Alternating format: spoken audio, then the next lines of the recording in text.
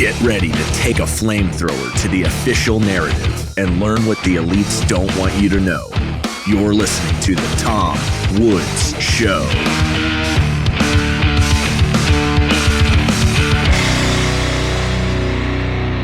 Hey everybody, Tom Woods here. It is episode 2688 of The Tom Woods Show.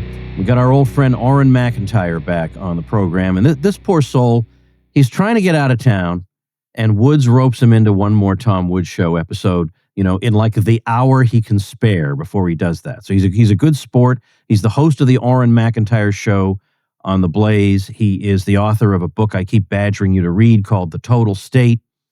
And he's been an attendee at one of my Christmas parties, so I'm going to be announcing that soon for those of you who would like to be there. But in any case, he had the opportunity. I'm sorry, I'm speaking about you in the third person, like you're not even here. But to be on the with Tucker Carlson recently, and I also want to talk about that because the kinds of issues discussed there are of great interest to us all. So, Auron, welcome back. Thank you so much for having me, Tom. All right. First of all, did you get a phone call? Did you get an email? I mean, all my friends have been on Tucker Carlson, and I want to know, how does that happen? Yeah, no, I just got a text message saying, "Hey, we're interested in booking you." They, called the Blaze and got a hold of my number. So it was as simple as that. Yep. All right, good. So, I hear from a lot of people that Tucker is, when you talk to him, you discover that he's basically just like you and me. He understands everything, which is the impression I get from listening to his interviews. What's yours? Yeah, he's definitely a guy who is tuned in. He obviously spent a lot of time in these spheres and is very aware of a lot of the mistakes that he made as a younger guy. He's very, focused on the fact that he backed the wrong side in many situations, including the call for war. And so I think he's somebody who is trying to better understand the world around him and kind of how it arrived at that position. Of course, anybody who's been doing this for 35 years, is going to be in show business, is going to, have a little bit of that, wrapped up. But ultimately, yeah, I think he's well grounded in what's going on. Yeah. As do I. And it's interesting that some of the people attacking him now are people, in whose social circles he once traveled. So it's not like they're unaware of him, or, I mean, I guess they didn't know the direction that he might take, but they'd all been to some degree friendly, and he had, even though maybe he was on the edgy side of the establishment, I don't know. I'm not sure he even was that particularly edgy at that time. And he took the conventional views on, certain important questions, let's say, and then suddenly not so much anymore. And it's been interesting to observe the response to that. He's crazy. He's unhinged. We have to count how many times he mentions the word Israel. Now, I mean, should we have counted how many times somebody mentioned COVID? I mean, these are important issues, right? What difference does that make? But it means, quote, that he's obsessed with Israel. It doesn't mean somebody's obsessed with Israel when the entire U.S. Congress repeats the same words over and over on Twitter, like they're writing a ransom note or something. That there's no obsession involved there. It's just on Tucker's end. Well, this is obviously Tucker is a class traitor, right? Like he's a traitor to the ruling class. He was in their social circles. He knew all the right people, as you're speaking about. And the little deal is, of course, yes, we're left, yes, we're right. But essentially, we all have certain class interests we know we're supposed to maintain. And so, I'll wave the flag for the conservatives every once in a while, but we're all supposed to come together on certain key issues that keep everybody in power. And when it comes to the situation with Israel, I think it's just very clear to a lot of people that the game being played is very much the same as the left-wing identity politics. Well, if you mention crime, that's actually just a proxy for your hatred of Black Americans. If you mention that, there's a disparity in some kind of college outcome, then that's you attacking all of some particular race or some particular people. You're not allowed to notice. You're not allowed to put the facts on the table. You're not allowed to actually address the issues that are behind the questions being asked. You're only allowed to kind of parrot the line. And so I think, once again, as with so many other issues that were lined up with identity politics, the strategy is not to, okay, let's have a good faith discussion on whether or not Israel is behaving in a manner that we find to be tenable, whether our relationship with Israel as the United States is ultimately beneficial to us. The whole strategy is just to scream heretic until you shut up. The fact that we talk about it 24/7 is fine. We can talk about black identity or something all day, but the minute you mention it, all of a sudden, obviously, you're the problem. I do want to make mention of a couple specific things that you guys covered that I thought were significant. I mean, you guys talked briefly about George Washington's farewell address. Now that thing, I would say about half of that is of no interest to me, but the half that everybody is interested in is the correct half, which is the one about entangling alliances, but in particular, maybe not those exact words, but the idea that here we have this country that is very, very far removed from the conflicts of the old world. We ought to take advantage of that rather than be in a position in which we have so much favoritism shown toward one particular country that it distorts our judgment and compromises our interests. And when you read it, as you say, it's like, wow, that's like ripped right out of the headlines from today.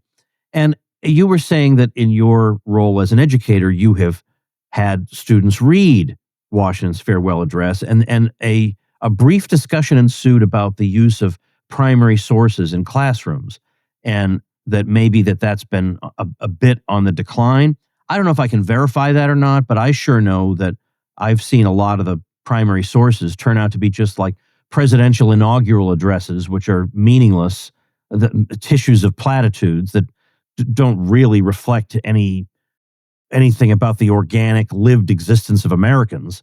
And I am inclined to think that, I mean, for instance, my book, Nullification, the second half of that book, entire half of it, is primary sources that nobody ever read in any school. Nobody ever read them. I dug them up, and here they are.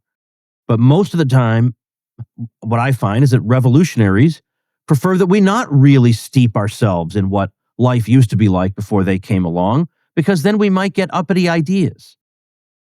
Yeah, it's hard to explain to people who have only ever read history through, collected scholastic, history texts that are taught in a high school or something, how heavily curated these things are, and how easy it is to, with just a few pictures or a diagram or something, completely change the context of any given historical event, because you're rearranging them in an order that just makes no sense. One of the beauties of primary sources is that they are contextualized in the life of the people who are actually living through this event. It's not just the facts that are communicated in them, though those are important. It's that the culture, the attitude, the philosophy, the religion, the folkways of the people during that time seep into the writing, and you can get an entirely different experience when you have those primary sources. And that helps you when you're trying to put your mind into this space where you're looking at people from the past and you're like, how did they come to this decision? Am I just super enlightened and these people are just dullards? And, now that because of my chronological snobbery, I am superior in every position. But if you actually read the primary sources, you can say, oh no, here's how they actually reason themselves to this. Oh no, this person values something very different than I do. Maybe I think they're ultimately wrong about it, but I understand how they got there. And it wasn't irrational. It wasn't crazy in the context. It really does add up to at least the way they were perceiving the world. So, primary sources give you this just wider context for the events you're trying to understand. And that wider context is very dangerous for people who are trying to sell a narrative that everything today is just the way it was always supposed to be, that we've arrived at the end of history, that this is where we were supposed to go, that there are no valid alternative opinions. And so I think this is why a lot of people just don't bother with the primary text. They're more difficult, and they're in a context that ultimately is going to be very confusing. You're going to have to put extra work into grasping that. It's much easier to just kind of have the narrative laid out for you, which is how most people have experienced history education so far. Not to mention, if you read some of these primary sources, like if you read the Senate debates between Senators Robert Hayne and Daniel Webster, or John C. Calhoun and Daniel Webster, the immediate thing that jumps out at you is the degradation of American society. Because I would like to find more than a handful of senators who could even understand those speeches, much less deliver them spontaneously the way these people did. So what was the overarching topic? Like, why were you brought onto that show? Well, I think that I was brought on more because Tucker had just kind of interacted with my work. Other people had recommended it, that kind of thing. I don't think he had a specific topic in mind, though he was familiar enough to like run into some. But I think what developed out of just naturally out of the discussion was the tension between republic and empire, whether or not we are in just unavoidable collision course with kind of end of empire events, or whether there is a way back to a republican form of government. And what would the difference even be? Can modern Americans even recognize what a republic actually is? Could they even live in one if one was available to them?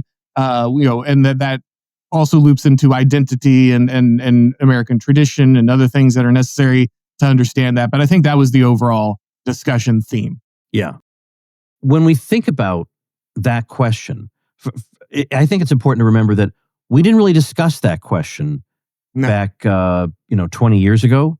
We didn't discuss that question because the two choices before us were empire light and empire on steroids. I mean, that was basically it. There's no conversation about whether any of this was desirable. I mean, there really was not. You can just, I mean, you had an outlier like a Pat Buchanan, but in general, that's not the way the conversation went. I lived through it. And you were frustrated because you would listen to the opinions that were being offered to you to choose from, and none of them were appealing. And there was nobody who would show up and say, the deck is stacked against us if this is the nature of the conversation. The fact that you and a guy with an audience as massive as Tucker's are sitting here discussing this and saying that we really need to have a conversation about whether the deformed version of our society that has just ossified into our everyday reality is desirable, or maybe we might be able to do something about it and change it back into something else. We don't. I don't think we stop to realize that that's a novelty. That's a very recent novelty. We went through the entire Cold War and post-Cold War period in which no one was even asked. No one was even asked, is this what you want? Do you want this kind of society? Nobody was even asked. No one was given the choice. Hey everybody, let's take a minute to thank our sponsor, Persist SEO. If you're getting buried by your competition online, then build your brand, your reputation, and your lead flow with digital marketing by Persist SEO. If you're a small local business trying to compete against large companies in the service industry, then increase your visibility with Persist SEO. What if you have low or no leads coming in on a consistent basis? Well, then website search engine and conversion optimization can help move the needle to a more prosperous business model for you. Are you tired of cold calling and networking? Use your website as a lead generation engine. What if you're not showing up for your services in the search engines? Well, get found with Persist SEO Expert Search Engine Optimization. All you have to do is call 770-580-3736 or visit them at ineedseo.help for a free website audit and consultation. That's 770-580-3736 or ineedseo.help. Well, I think a lot of it comes down to the fact that after the defeat of the Soviet Union, after the fall of the Soviet Union, people were just riding high. I mean, you could understand where you as silly as it looks now, you understand where the end of history narrative came from. I mean, there were two global superpowers. The entire world was bifurcated into Soviet satellites or American satellites. It was the clash of the two greatest powers, and then one lost. And what else could be left but for now complete American domination? When you put your entire identity into ideology, the victory of your ideology should be the end, right? It's the universalization of your identity because it has now conquered the globe. And so there's no reason to think that this would ever end. What could possibly contend with this? And, there are a few guys like you and Pat Buchanan and others that, were saying at the time, hey, don't do this. Don't make this mistake. But that takes a lot of foresight because you really are at the point where actually, no, we have just conquered the world. Why would we not enjoy it? Why would we not enjoy the natural consequences of empire and everything that it brings in? And it takes a lot. And very few nations, to be fair, have ever actually resisted the call when the opportunity has been placed upon them. This is not some uniquely American mistake, right? This is one that's been repeated throughout history pretty reliably. And so I think it's pretty understandable how we got here. But at this point now, the costs of empire have just become too obvious, right? In the 1990s, you could make a very real case with massive wealth booms and just the what seemed like this kind of apex of classically liberal, ideas. That was going to be kind of the final victory, right? But now, several decades later, we look and we see, oh, actually, no, this has had terrible consequences on our military, terrible consequences on our budget, terrible consequences on our economy, our working class, our sense of American identity, the mass immigration, everything else that has entered into this. There's actually been large-scale problems with empire, and now you can finally have the discussion because that evidence that was it's still being suppressed by most people. You still have a lot of economists running around saying infinite immigration is what you need to solve all economic problems of these kind of things. But the on the ground consequences are too obvious at this point. Like even liberals in New York are recognizing the open borders problem. So and that's how much it's come home. So I think it's a much easier message to say at this point because you actually have just real contextual evidence about what the consequences are, not just abstract warnings of, if you continue down this road, I promise you, it'll cost you a lot. No, the costs are now here. Yeah.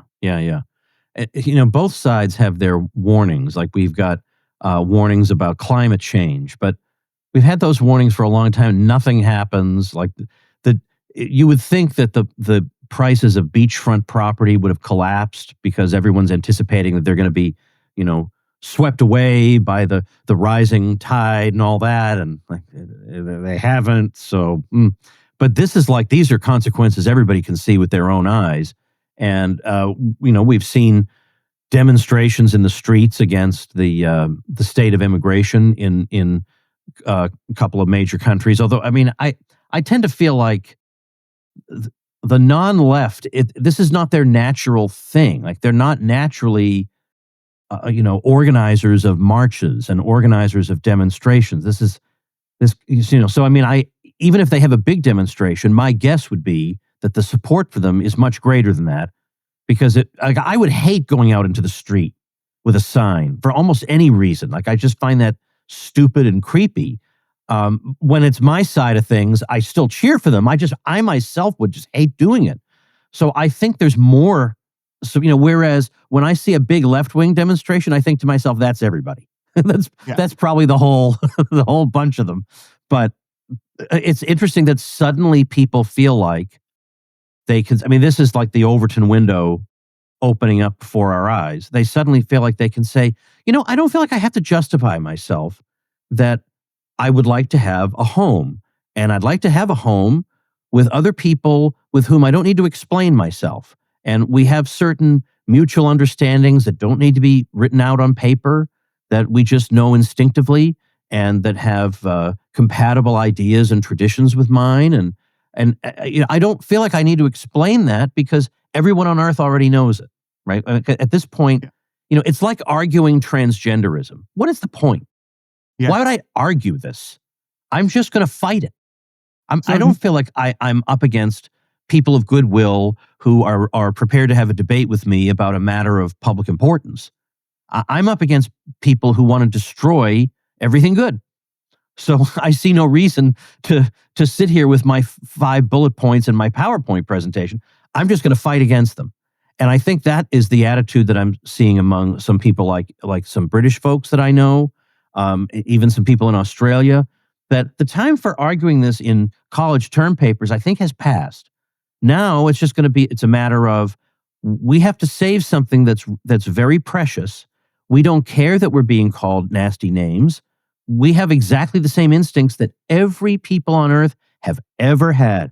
So if you want to call us names, you have to extend those names to all Homo sapiens who have ever dwelled on this earth. And so I'm at peace with that. Anyway, I don't know. There's no question in there, but what do you think about what I just said? So it's a great point. So there's philosopher Nick Land, and he has this great passage in his book, The Dark Enlightenment, where he talks about how democracy is inherently left-wing because public integrative debate always moves left. The right perishes by dialectics and the left flourishes by them, because the right is created through the base axioms of nature. It's God's law, it's natural hierarchy, It's that which has been established from the foundation. And as soon as you start to debate and discuss different ways to basically fudge the rules on those things, that you're heading left. You're immediately heading left. And so all of the right-wing arguments are just basic arguments from hierarchy and nature. No, of course we are male and female. Of course these things are real. Of course the family is critical. Of course you have the right to have your own society and turn away outsiders if you decide it.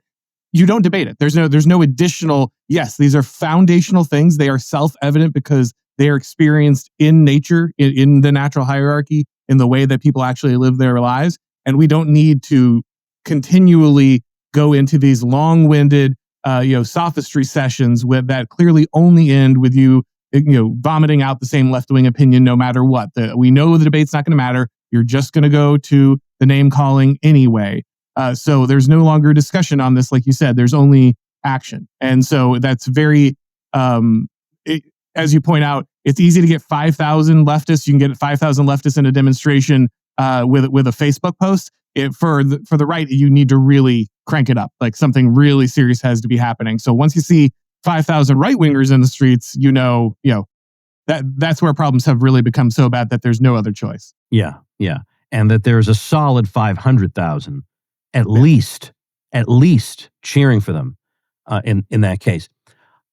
Let's introduce the word diversity. We're all tired of hearing it. Anybody really. I don't care what side you're on. That's a propaganda word. At this point, you just have to know that's a propaganda word. But there is a real sense in which, now I don't want to use that word. I don't want to talk about real diversity. I don't take some left-wing term and say that I'm going to be the instantiation of the real version. I don't do that. I build my own things. Like, I'm not a parasite on left-wing language. But there is a sense, though, Auron, in which, I hate to use the word, but we do, what this is all about is diversity on some level. Yeah. Is that, I keep saying this and people keep criticizing me for it. I don't care. Keep criticizing me, okay? When I go to Japan, I don't think I need to apologize for wanting to see Japanese people. Like, when I land in Japan, I don't want Mario serving me lasagna. I'll go to Rome for that. When I land in Japan, I don't want people playing the bagpipes. There are other countries I can go to for that. That's what I want Japan to be able to be Japanese, because if it's not Japanese in its makeup, it's not going to be culturally Japanese. That's where that comes from. That is where that comes from. And so when I hear these incredibly malicious people saying that what Japan needs is more people unlike itself, there's no way that is they're wishing them well there. We just want your economy to be better. I'll take the Japanese lost decades and have a society that works as well as theirs, in an absolute heartbeat. So my point is, can you describe what it is that you, Auron Macintyre, want? And in fact, yes. In fact, for this brief moment on the Tom Woods Show, use the word diversity.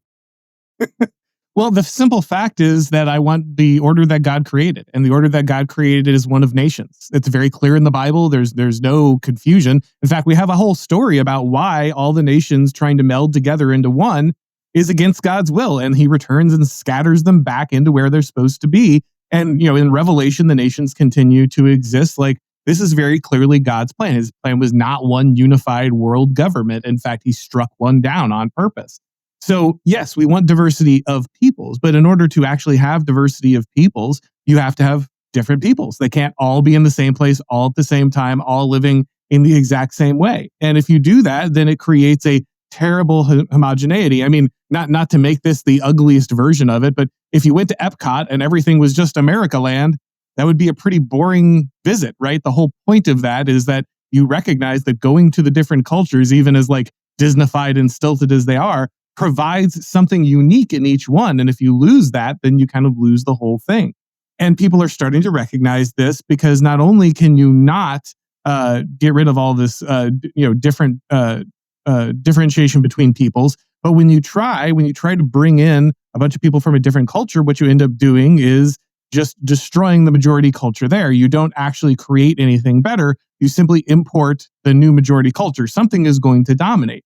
And so if you bring in a bunch of people that are from a different culture into Japan, they will just dominate Japanese culture. It's very simple. The left knows this. Everyone knows this. If you said, hey, we needed some more white Europeans in South Africa or Rhodesia, like that would have been very angering to the left because they know what that does. Like they understand. They can do the math when it's about groups that they don't like, right? Like this is an understanding. There's a reason that Israel wants to keep the majority of its population Jewish because that is the identity of the state. And by the way, that's fine. That's their prerogative. They're a nation. They get to do that.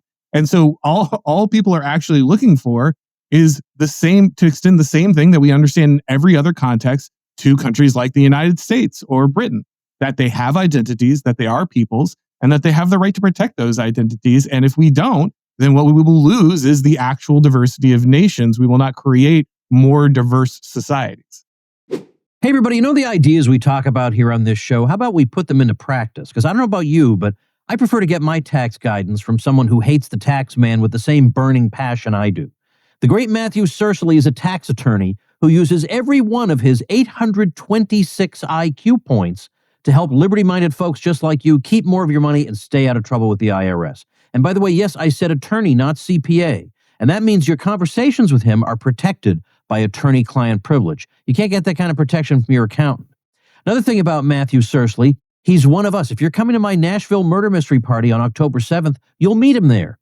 He's been on my cruise. He's listened to the Tom Woods Show since episode 3. He's a member of my elite mastermind. Matthew Sercely is a real Woods OG. That's the kind of guy you want helping you. And he doesn't just do taxes. He builds strategies to legally starve the state. We're talking about entity structuring, income shifting, advanced planning. He calls this war by spreadsheet. So if you're running a business or even thinking about one, you need someone like Matthew in your corner. He knows how to legally reduce your tax burden, structure your business the right way, and avoid trouble while keeping every dollar you're entitled to. So go to agoristtaxadvice.com/woods. That's AGORIST, taxadvice.com/woods, and grab your free Agorist Tax Toolkit. It's full of powerful tools and templates you can use to get your business in order, track your expenses, and reduce how much the IRS takes from you without crossing any lines. Again, that's agoristtaxadvice.com/woods. Take the first step to keeping what's yours.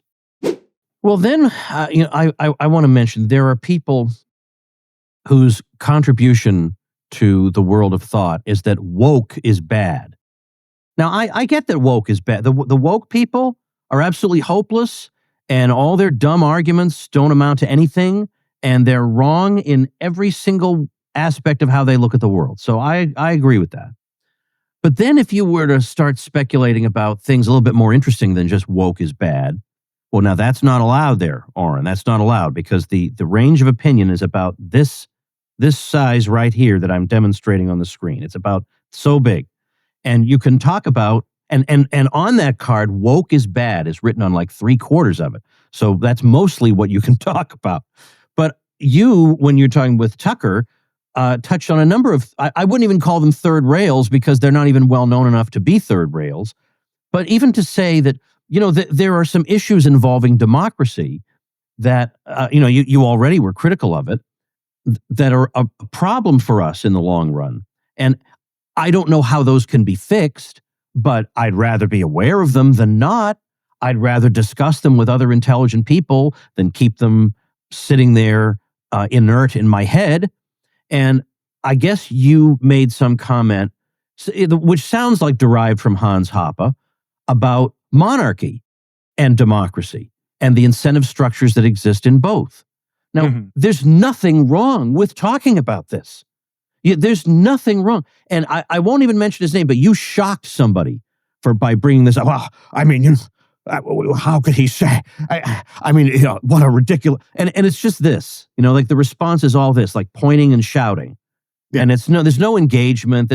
Because we're dealing with not very bright people on the very, very far left wing of, I guess, what we call our movement. And so you made some comments that how dare you?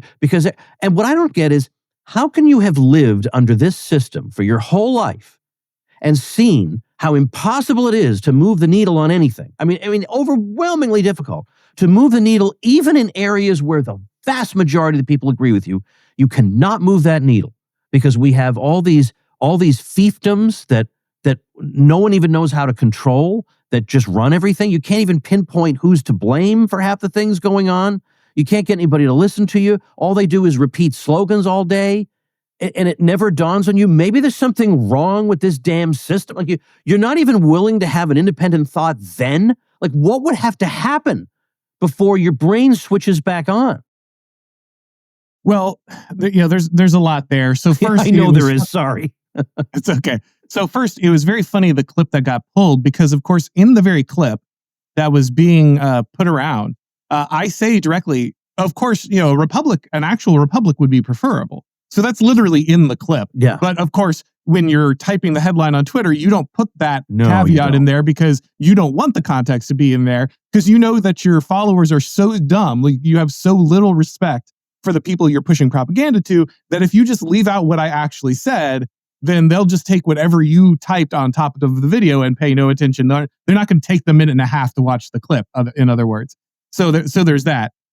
Second, the contrast we're pointing out was simply that what we have now is not a republic, and not that monarchy is necessarily better than a republic, but it would be better than the oligarchy, the woke theocratic oligarchy that we lived under. That these are not the same systems of government.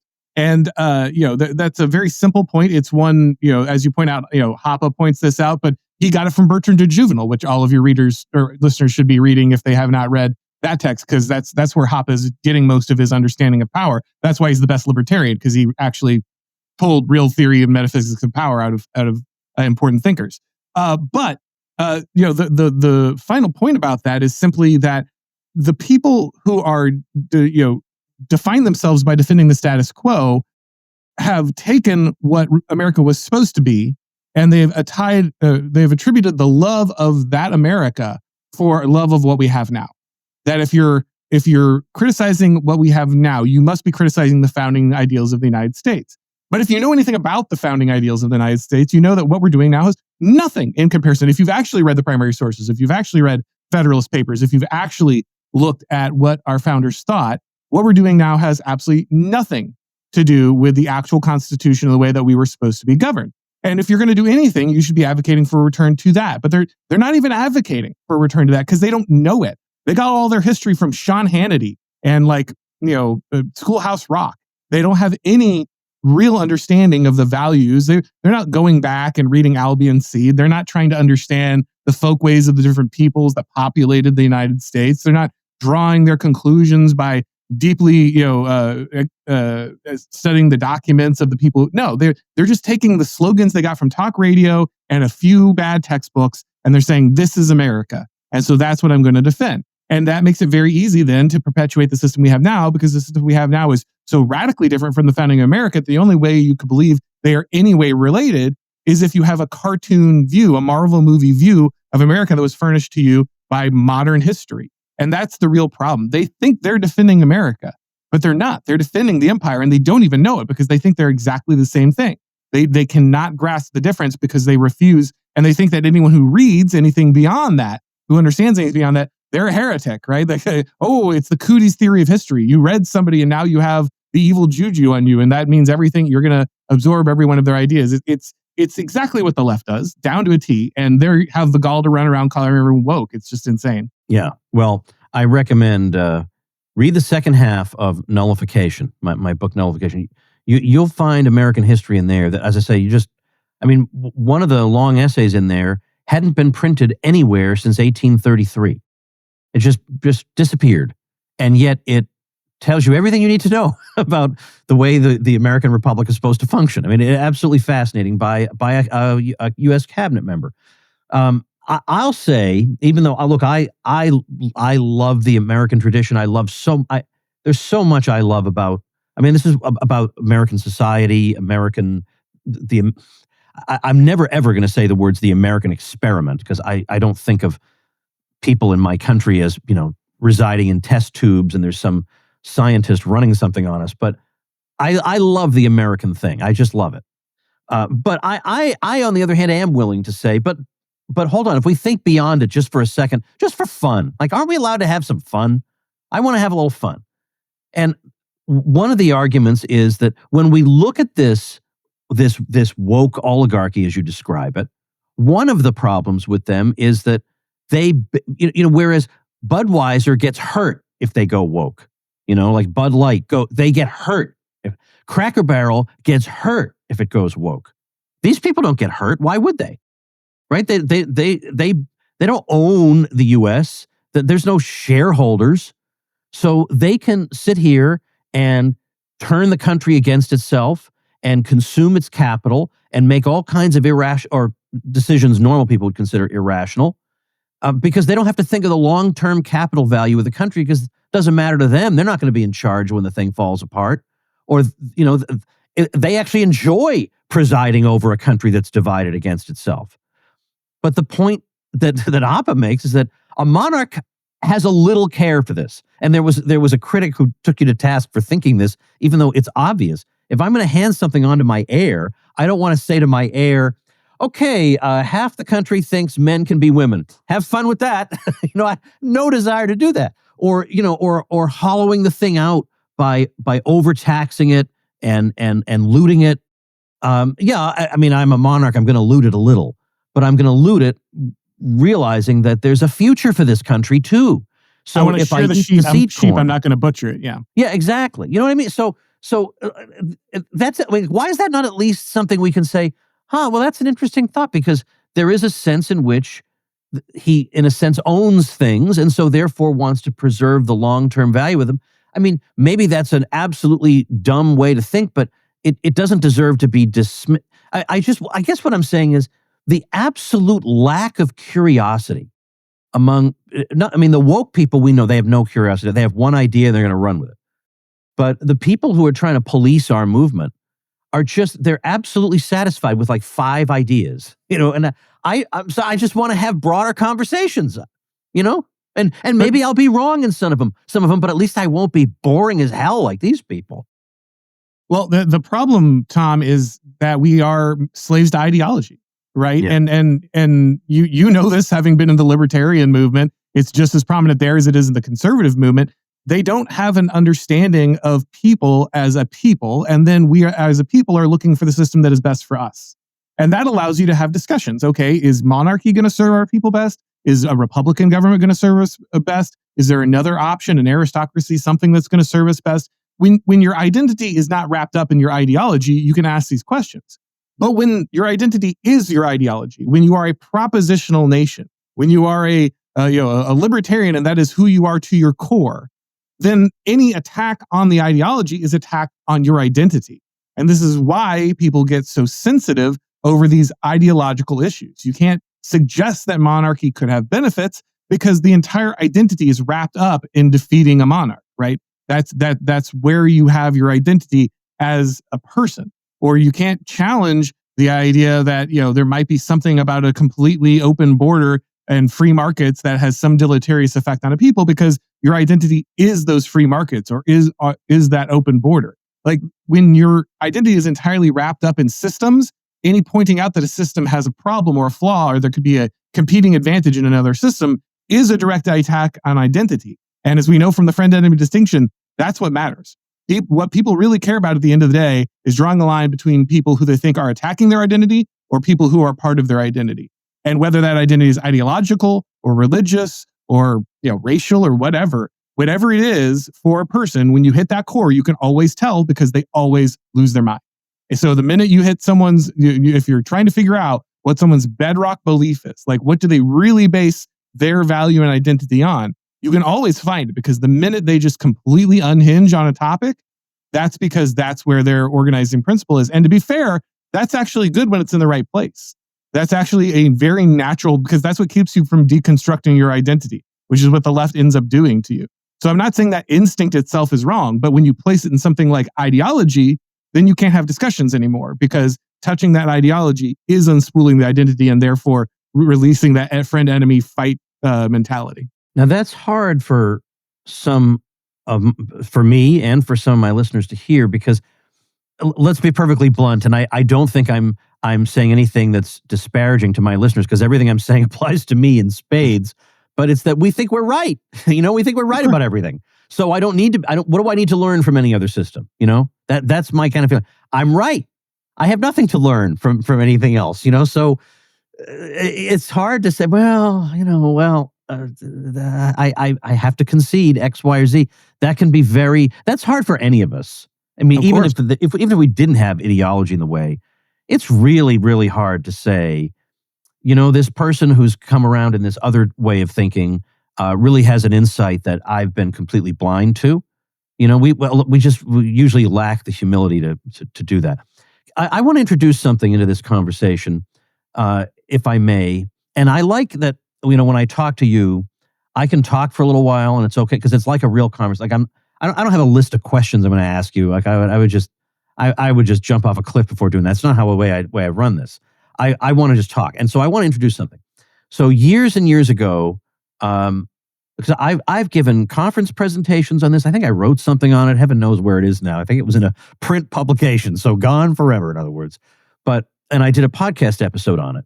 And I became interested in the history of like the American right after World War II, when it was really kind of being put together. I became really interested in that, who the personalities were, the institutions, the ideas, the debates, all of it. Because it was like, well, how did we get to this spot where we are now? Who were the people? Who were the architects? Who were the good guys, the bad guys, the in-between guys? All that stuff fascinates me. And there was a debate that took place, the bulk of it took place in a journal called Modern Age, which is edited now by one of our friends, Dan McCarthy, at ISI. Modern Age was founded by Russell Kirk in 1957, so it has a very distinguished pedigree. And if you can think of any major right of center, and that would include libertarians, thinker over the years since 1957, every last one of them has been published in Modern Age, from Russell Kirk himself to Richard Weaver to Murray Rothbard, all the way down to Old Woods here. Okay, everybody's been in Modern Age. And there was a debate between two college professors, Harry Jaffa and M.E. Bradford. Now, Bradford would go on to be the nominee to head the National Endowment for the Humanities under Ronald Reagan. And they had a debate over the subject of equality. And Jaffa wrote an article called Equality as a Conservative Principle. And Jaffa came back with equality as a heresy. And he says, equality with a capital E is the antonym of every conservative instinct. The antonym. And so they hashed this out a bit. And it was a very high level thing. Like, I wouldn't say Bradford was brilliant and Jaffa was an idiot. I don't think anybody would conclude that. I think it says something about the level of the movement in those days. I mean, this would have been 40-ish, maybe 45 years ago, something like that. Long time. And what Bradford was saying was that when you take a word like equality and you mesh it in with Abraham Lincoln, who says that the United States is dedicated to a proposition, what could that mean other than the federal government must therefore be an equality enforcement mechanism? Because after all, what else could we do? We are a nation dedicated to the proposition that all men are created equal. And his point was, this is the kind of idea that once you open the lid, you can't put it back on, because it becomes something else, and then it becomes something else still, and something else still. Because for one thing, governments can't resist it, because to enforce all these kinds of equality, almost all of which are unnatural, guess what that requires? People with PhDs telling everybody what to do. So they love it. They love it. And it never stops. It never stops. It's never satisfied. It wants to consume everything. And before you know it, every nook and cranny of your society is being turned upside down in the name of equality with a capital E. And what's interesting is that Harry Jaffa was a well-known opponent of quote-unquote gay rights, the vast bulk of which are not rights. They're just special privileges given to a group. But he was very outspoken against that. Well, he got steamrolled in that because guess what? Equality with a capital E stomped all over him, exactly as Bradford predicted. And my friend Stacey McCain, not John McCain, sorry, Stacey McCain, said, and so I haven't verified this, that the Claremont Institute, where Harry Jaffa was a big wheel, Oh, yeah. has taken down a few of his articles against gay rights because even they have gone along with the march of equality. That was the point that he was making. And very recently, I think implicitly in response to you, well, maybe not even so implicitly, in response to you and some others, we had somebody, a typical critic on Twitter saying, you know what these, and they call you woke right, the dumbest term in the world. There's no such thing as woke right, but they say that what these people share in common is they're very uncomfortable with the all men are created equal thing, and this is a heresy that they dare not ever debate. And I had to point out, dare not debate? The most important debate conservatives ever had was Jaffa versus Bradford on this exact thing. Friends, if you care about your liberty and your financial freedom, you need to hear this. From October 10th to 12th, my friend Mikkel Thorup, you know him, host of the Expat Money Show. He's been a guest on the Tom Woods Show several times. He even joined us on the Tom Woods Cruise this year. Well, Mikkel is bringing together top experts from around the world for the Expat Money Online Summit, and it's completely free to attend. You'll learn how to legally protect your wealth, secure second residencies and citizenships, reduce your tax burden, and own property abroad, all to safeguard your freedom. This year's focus is Latin America, where opportunity is booming. Argentina is shifting to free markets under Javier Milei. El Salvador is undergoing a radical transformation, and Panama and Paraguay are offering simple residency programs. A Plan B is no longer optional, it's essential. Reserve your free ticket at expatmoneysummit.com. That's expatmoneysummit.com. John C. Calhoun wrote an entire treatise on why this is one of the, not the correct assertion. So yeah, it's not like this has never been discussed in American history. In fact, as you point out, it's a very robust debate throughout American history. If you are even trying to grasp what you, the person who is leveling this charge of equality means, go look at what Abraham Lincoln actually thought about the slaves he was freeing. Go look about what he was actually planning to do once they were free. Right? Like, this is not a man who thought that he could live side by side with the very people who are being freed by the war he was fighting. So even if you're appealing to Abraham Lincoln's version of equality, that it's not even what you believe. And this is the problem, is that people are throwing these terms around, but again, they have no historical context. They'd have never read any of the primary sources. They don't know the actual history. They have no grasp of the words and how they were being used at that time.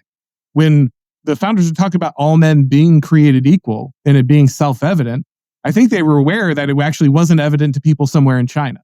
Like, I think they knew that actually that was not the way that many other peoples saw themselves. They were talking about in their tradition and being equal before God, not we need to make every man equal to each other on earth. But of course, this is an old impulse, right? The levelers were out there. Like, this is nothing new necessarily under the sun. But as you point out, once it gets in, once you try to make that ideology your core identity, you start eroding everything under, and the meaning of a word like equality even moves. So I'm fine with equality under the law. Yeah, of course, I think there should be the same laws for everyone in the United States who is an American citizen, has generations of history in the United States. I agree with that.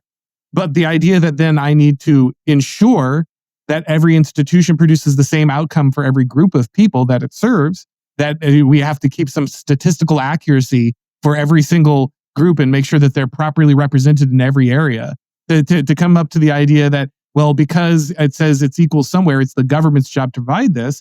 I mean, this is something that is a natural growth of the ideology if you keep it strictly in that sense. If you understand it as a general rule for the people of the country, as the way that the law should approach it, that's very different than saying me as an individual or my institutions as groups must go out of their way to create this. But it doesn't matter because they're eventually going to reach that conclusion. As you say, even with Jaffa, it's going to eventually morph into that new, more progressive version of the same word because it's all ideological. It's not grounded in any context. The people, even the conservatives who were repeating it to argue against it, don't understand the actual context of the word they're trying to use historically. Let me put you on the spot to try to, because I don't like to end on a down note. Like, I don't want to leave people feeling hopeless. And so Let me say this. I interviewed Hans Hoppe myself for my print newsletter, only for the print newsletter. It's not going to be published as a podcast. It's not going to be anywhere else. But I interviewed him for my print newsletter, which is available, by the way, at supportinglisteners.com.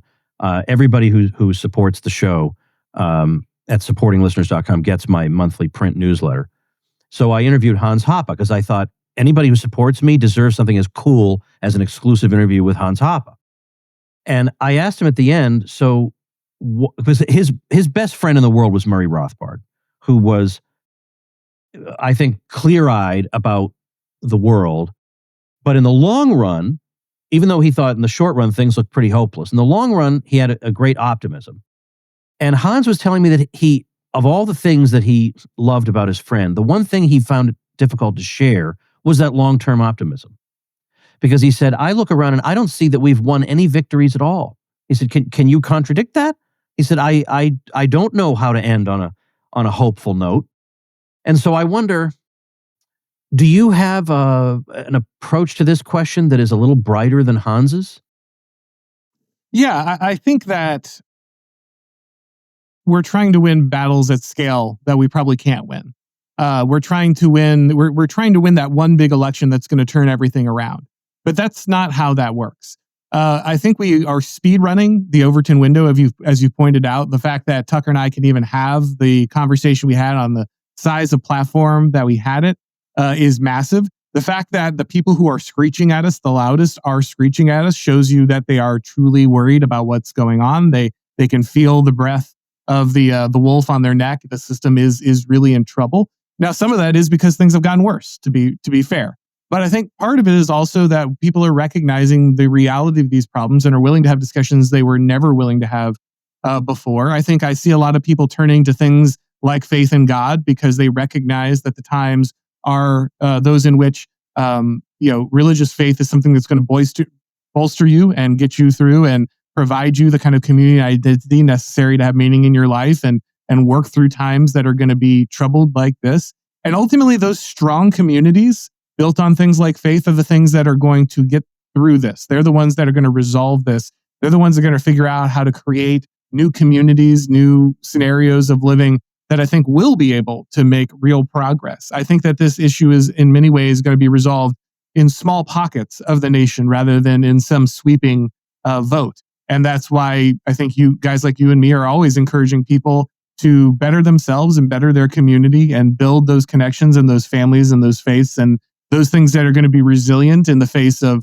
wider problems, because those are going to be, I think, ultimately the people that make it through difficult times.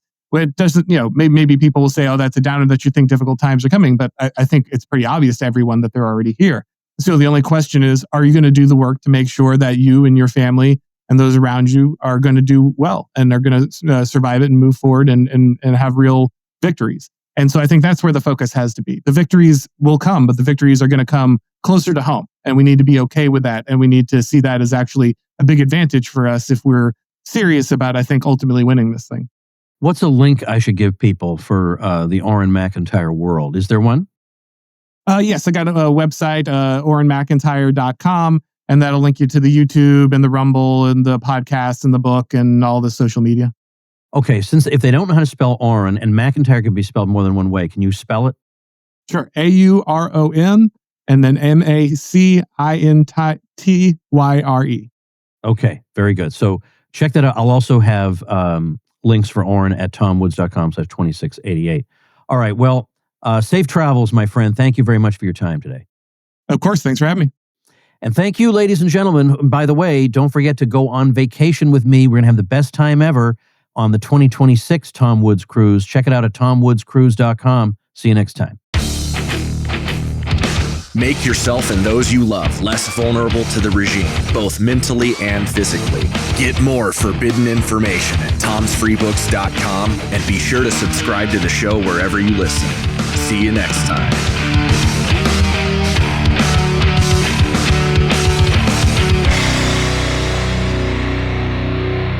Like the sound of The Tom Woods Show? My audio production is provided by Podsworth Media. Check them out at podsworth.com.